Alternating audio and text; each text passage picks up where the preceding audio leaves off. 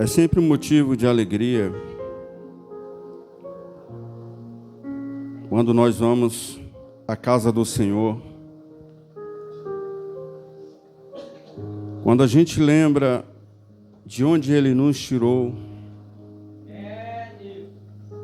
quando a gente lembra quem éramos outrora. A gente nunca pode esquecer das nossas origens. E sempre que puder, orar para os que ficaram lá fora. Hoje é um culto de oração, é um culto onde a igreja se põe de joelho, intercede pelos seus. E eu creio que através dessas ações, das orações da igreja, Deus tem feito grandes coisas no meio do seu povo. Não precisa nem a gente saber, porque Deus, Ele é maravilhoso demais. A bondade dele é infinita. Todos os dias, em todo momento, o Senhor está trabalhando em prol de nós. Daqueles que o amam. Eu quero deixar uma palavra breve. Está em Efésios 2, capítulo 2. Versículo a partir do 1.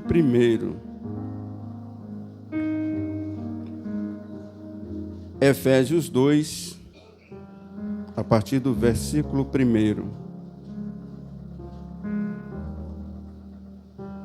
A irmã Neide falou assim, não tinha preparado a palavra, né, irmã Neide? Eu confesso também que eu não preparei a palavra. O pastor me pegou ali de surpresa.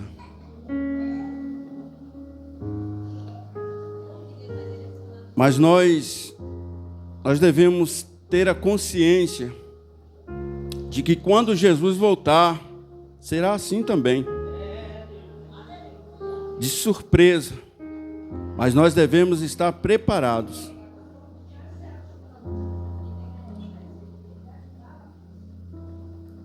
A palavra diz assim: a salvação é pela graça. Em Efésios 2. E vos vivificou, estando vós mortos em ofensas e pecados, em que noutro tempo andaste segundo o curso deste mundo, segundo o príncipe das potestades do ar, do Espírito que agora opera nos filhos da desobediência, entre os quais todos nós também antes andávamos, nos desejos da nossa carne, fazendo a vontade da carne e dos pensamentos. E éramos por natureza filhos da ira, como os outros também. Mas Deus, que é riquíssimo em misericórdia, pelo seu muito amor, com que nos amou, estando nós ainda mortos em nossas ofensas, nos vivificou juntamente com Cristo, pela graça sois salvos. Aleluias. Eu queria pedir para o Rafa, tá bom? Pai, obrigado, viu? É muito bonito o fundo, mas eu não consigo pregar ouvindo, eu não consigo orar ouvindo, não consigo pregar ouvindo, que eu perco a minha linha de raciocínio. Mas eu agradeço, que Deus continue abençoando. Meu filho é uma bênção na casa do Senhor. E que ele continue sendo, por todo o tempo, toda a vida, na casa do Senhor. Esse é o nosso desejo. Irmãos, a palavra que eu acabei de ler aqui está em Efésios 2, está falando da nossa salvação. Porque a nossa salvação, ela não é pelas as nossas obras. A salvação é pela graça. Mas o que nós estamos acompanhando ultimamente acerca desta salvação, desta palavra, são muitas heresias. Os homens estão deturpando a palavra do Senhor acerca da verdadeira palavra, da palavra genuína. E está tornando a graça uma desgraça. Porque se é a palavra que nos dá a direção para o céu, como foi lido aqui, esta palavra é que é a nossa fonte de energia, a qual nos mantém de pé. Esta palavra que salva, que sara, essa palavra, como disse, como está escrito, tudo hão de passar, porém a palavra jamais passará. Esta palavra é a palavra imutável. Quem estiver firme nesta palavra,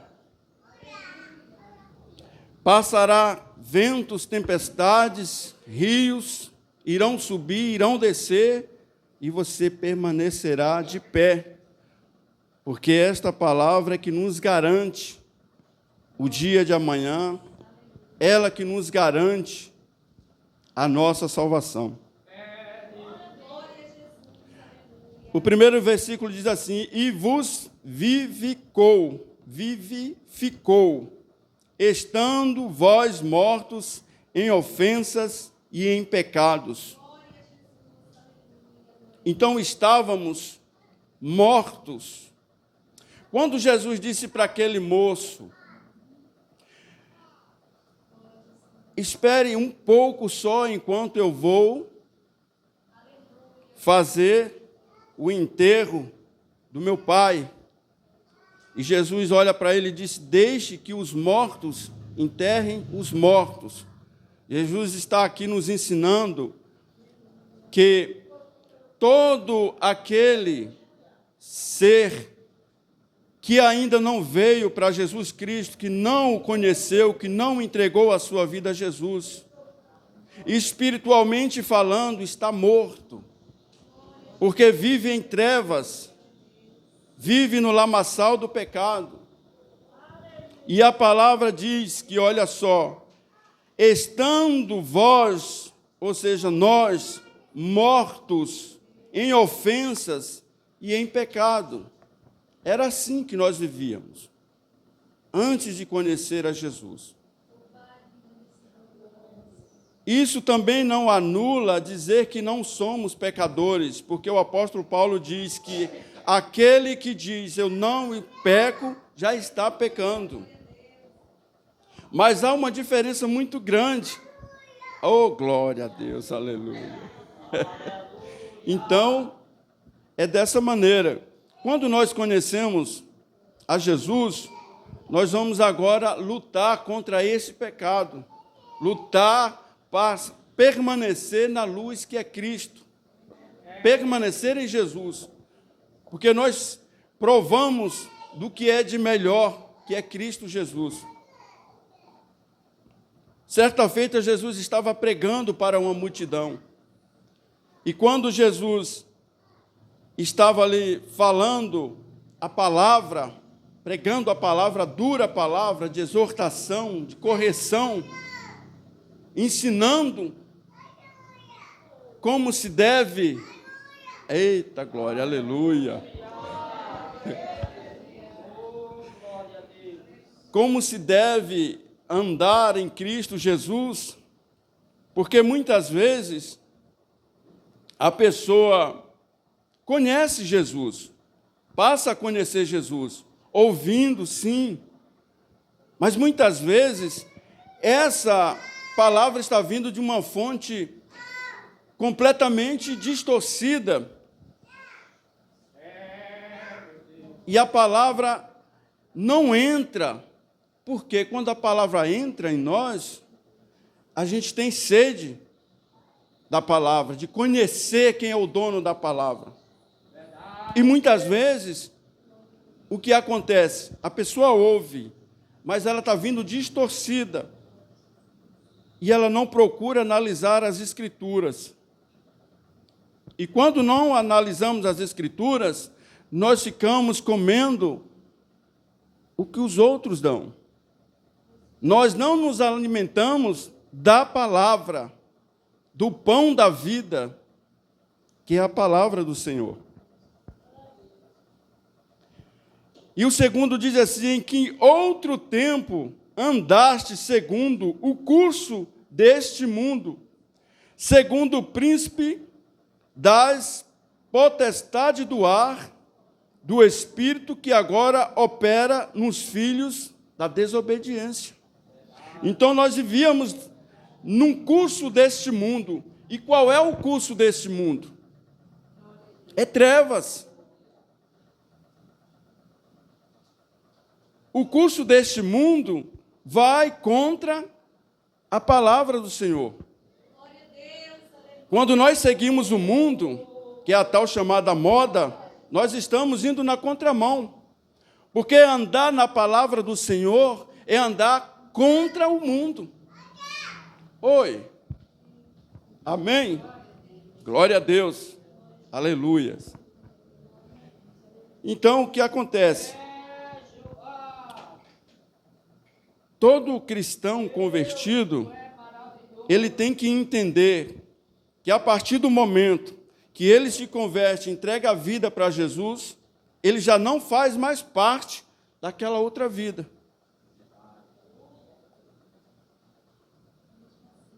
Eu acredito que com a maioria dos irmãos aqui acontece o mesmo que acontece comigo.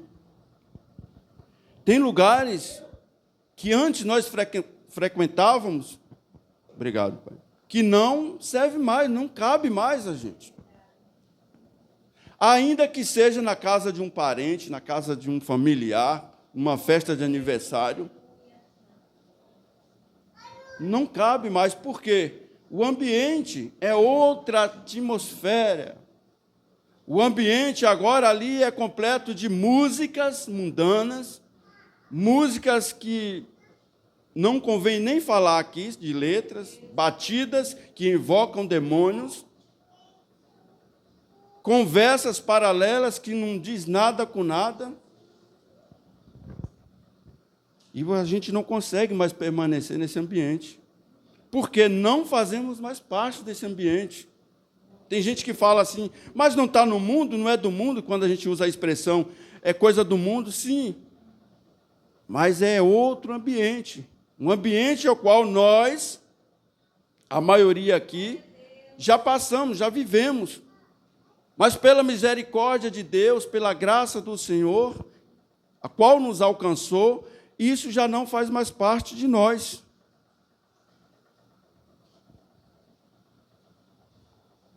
Diz aqui, segundo o príncipe das potestades do ar, olha só, a potestade, os espíritos malignos, terríveis das trevas, eles estão em tudo, estão no ar, estão em toda a atmosfera que você imaginar. Mas nós somos agraciados porque a luz do Senhor nos alcançou. E nós somos guardados. Deus nos protege, nos guarda. Deus nos dá livramento a todo tempo. E agora, este Espírito que opera nos filhos da desobediência. E quem são os filhos da desobediência? São os filhos que não obedecem aos seus pais, são os filhos que não obedecem os princípios, ainda muitos que conheçam, mas não querem obedecer, querem viver fazendo as suas próprias vontades. No 3 diz assim, entre os quais todos nós antes andávamos, nos desejos da nossa carne, fazendo a vontade da carne e dos pensamentos, e éramos, por natureza, filhos da ira, como os outros também. Então, nós nunca devemos esquecer de onde nós viemos, meus irmãos. Porque de onde nós viemos, ficou, sabe quem? O meu irmão, a minha mãe, o meu amigo, o meu primo. E todas as vezes que nós olharmos ou lembrarmos de onde nós viemos, nós devemos orar e interceder, para que a luz que nos alcançou também os alcance. É verdade. Que tem muitos irmãos, infelizmente, em nosso meio, que empina a carroça. Eu já fui encontrado, eu já fui libertado, que se dane do próximo. Por que eu falo isso? Porque quando o pastor convoca um culto de oração, são poucos os que vêm. Mas, graças a Deus, nós estamos de parabéns. Porque quando o pastor conversou comigo para, na quinta-feira, nós iniciarmos o culto com oração, todos os irmãos estavam aqui e disseram amém, e todos compareceram, então amém. Que Deus continue gerando dentro de cada irmão esse desejo, essa sede, né? Isso, eu sempre costumo dizer, o maior amor que um cristão pode demonstrar pelo outro, sabe qual é? Alguém pode... Exatamente. Não é por obra, é por intercessão. Quando Deus, naquele monte, quis exterminar aquele povo rebelde, que estava em desobediência e adorando um bezerro de ouro, Moisés foi lá interceder por aquele povo e mudou o coração e a vontade de Deus naquele momento. Olha o poder que é a intercessão da oração. Quando você se ajoelha diante do Pai e você apresenta um irmão, ainda que seja uma pessoa que você não conheça, que está passando por uma dificuldade ou necessidade, essa é a maior prova de amor que um cristão pode demonstrar para com o outro.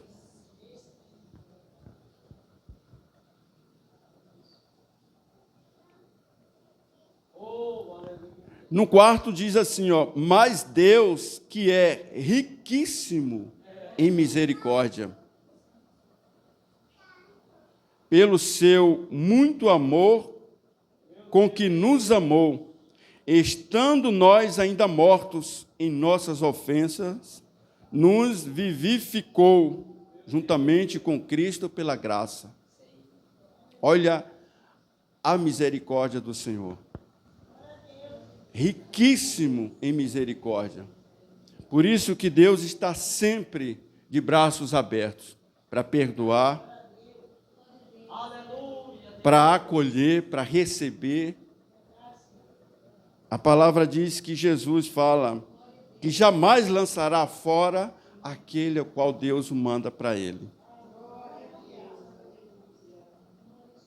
No 8 diz assim, eu já estou finalizando, porque pela graça sois salvos por meio da fé, e isso não vem de vós, é dom de Deus. Não vem das obras, para que ninguém se glorie, porque somos feitura sua, criados em Cristo Jesus, para as boas obras, as quais Deus preparou para que andássemos nela. Glória a Deus, aleluia. Não vem das boas obras, para que ninguém se glorie. O apóstolo Paulo, a gente nota nas epístolas, em que ele deixa bem claro que o centro, o foco, é Jesus Cristo. Não há caminhos que levam à salvação, há um caminho chamado Jesus Cristo. Vida só em Jesus Cristo. É por isso que estamos aqui, fazendo parte do corpo de Cristo, como membros, e pela misericórdia do Senhor. E assim eu agradeço a oportunidade em nome de Jesus. Que Deus abençoe a todos. Amém.